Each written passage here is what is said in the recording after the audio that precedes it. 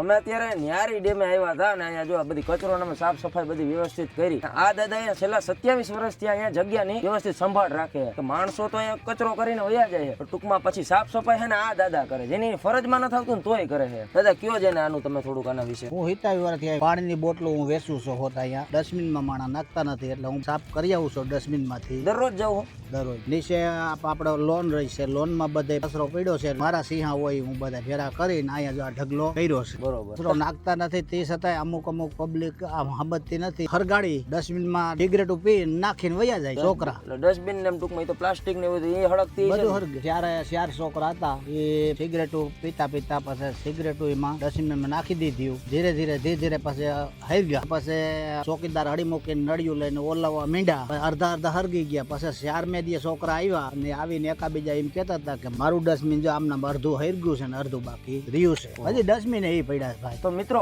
આ બધી સુંદર જે રાજકોટની જગ્યા હોય ને સ્વચ્છ રાખવી કે આપણી ખુદની પણ છે. આપણે રવિવારના દિવસે આપણે અહીંયા બેહવા આવીએ છીએ. લોનમાં આપણે શાંતિથી વ્યવસ્થિત બેહવું હોય સુંદર જગ્યામાં, એ જગ્યાને સુંદર રાખવી તો આપણી ફરજ આવે ને. પાણીની બોટલ પીઓ કોણ ના પડે, અહીંયા નાખવાની ક્યાં જરૂર? હમણાં અહીંયા સેલિબ્રેશન કરતા હતા ઓલા લગ્નનું ને એનું, તો હવે કેક ને કાપી પણ એના ખોખા અને બોક્સ ને ત્યાં ક્યાં નાખી દેવાનો? જે વિડીયો તમને એમાં પ્લે થાય એ બધું યાર તમે ડસ્ટબિન જેવી સુવિધા આપેલી જ છે. તો મિત્રો હવે ધ્યાન રાખજો આ બધી વસ્તુનું.